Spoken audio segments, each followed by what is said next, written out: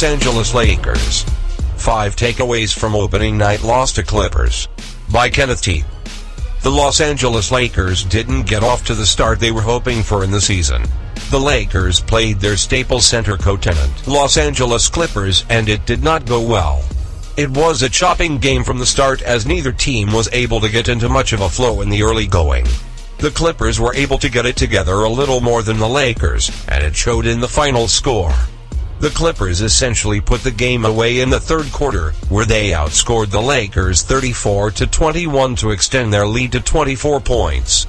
The Lakers really struggled on the inside, where the Clippers have a distinct advantage with Blake Griffin and DeAndre Jordan. Griffin and Jordan dominated in the paint, as the two combined for 36 rebounds in the game, 11 of which were offensive. The Lakers looked like a team that was playing their first game of the season and didn't have their regular line-up together much in the preseason. It was a sloppy, uneven game for most of the night as they struggled to get easy baskets. Some credit should be given to the Clippers for the job that they did, as they made the Lakers uncomfortable all evening. It was only the first game of the season, so emotions will be high. The Lakers have a lot of work to do, and this was the first step in the learning process. The nice thing about the NBA is that you don't have to wait too long to put a bad game behind you. The Lakers play again tonight against the Phoenix Suns. Before we get to that game, let's review the opening night game against the Clippers. Here are 5 takeaways from the Lakers' loss to the Clippers. First, youngsters have rough night. The Lakers' youngsters experienced a lot of positives this summer. They were champions of the Las Vegas Summer League and had some big performances in the preseason. However, things came crashing back down to earth quickly in the first game that counts for real. Lonzo Ball had a difficult matchup against Patrick Beverley. Ball tried to not let the aggressive and talkative Beverley in his head, but Beverley is not an easy player to go up against, especially in a debut. Ball's shot was off once again, as he made 1 of 6 from the field, going 1 of 3 from deep and missing both free throws. He did add 9 rebounds and 4 assists with 1 steal and 1 block for an okay debut. Brandon Ingram struggled mightily with his shot again, making only 3 of 15 from the field. He did save his stat line with 5 rebounds and 4 assists. Kyle Kuzma, who was on fire all summer and preseason, scored 8 points. Things will get better for the young players on the team, but this was a difficult opening night. Fans will get anxious, but bright days will be ahead for the young core of the Lakers. Second, Blake Griffin plays really well. The Lakers received a full dose of Blake Griffin tonight.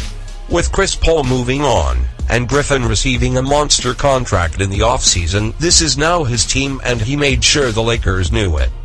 Griffin was dominant from the opening tip for the Clippers. The Lakers had no answer for him, as he dominated on both ends of the court. On offense, the Lakers were unable to slow him down.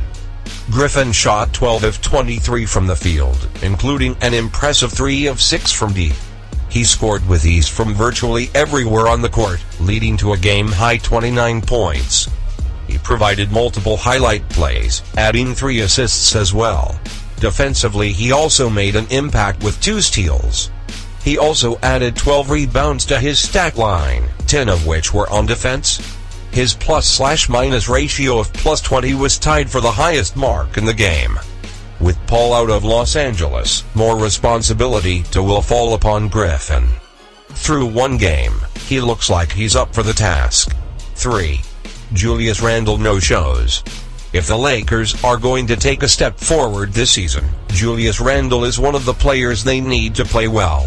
The fourth-year forward will be relied upon to be a leader of sorts for the team, but against the Clippers, he fell well way short of those expectations.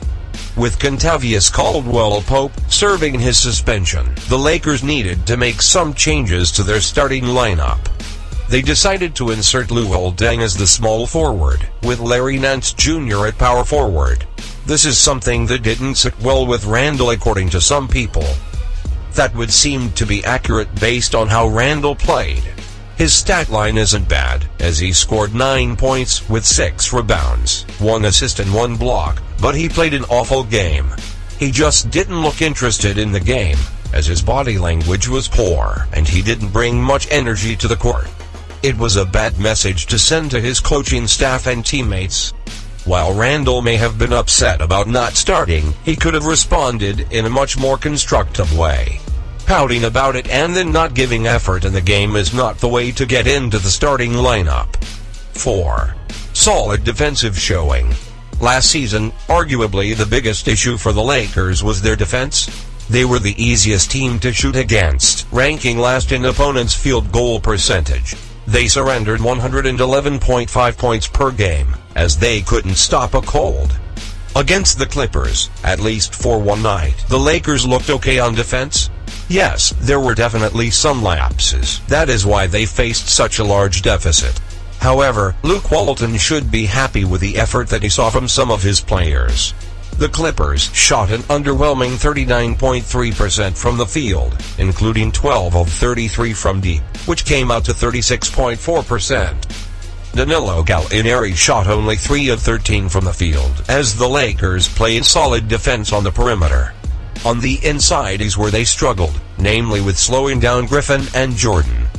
It was a good defensive performance, but far from a perfect one for the Lakers. Their inability to finish possessions hurt them, as the Clippers had 17 offensive rebounds. It led to multiple scoring chances for the Clippers and they took advantage.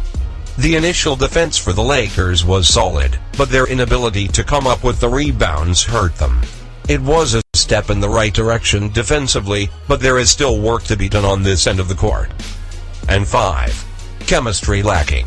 Training camp and the preseason are the best time for teams to build chemistry and cohesion. Unfortunately, the Lakers missed out on a lot of those chances.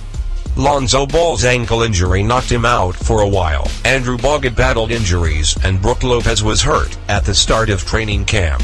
The Lakers' projected starting lineup did not play a single second in the preseason. Ball and Lopez never took the court together because of injuries. The starting lineup tonight have Ball, Ingram, Deng, Nance Jr. and Lopez didn't get many minutes together outside of practice and it showed against the Clippers. The Lakers would shoot an underwhelming 40.7% from the field. They struggled from deep, making only 4 of 16 three-point attempts. There was some hesitation on offense, as players were thinking more than reacting on the court. Like anything else, the chemistry will come on offense the more they play. However, it will take some time for the Lakers. The rotation they used against the Clippers, and whatever they use tonight against the Suns, won't be what they use in their third game once Caldwell Pope returns to the lineup. Now, decide not to use it. Curry, way downtown. Bang! Anthony for 3. Bang! In your face, all over the place. We're online 24/7. 24/7. You're listening to the hottest internet station. Radio Hall of Fame Basketball. The first NBA radio for all the fans around the world. Radio Hall of Fame Basketball. We talk about NBA. We talk about passion. We are your radio. Mic check.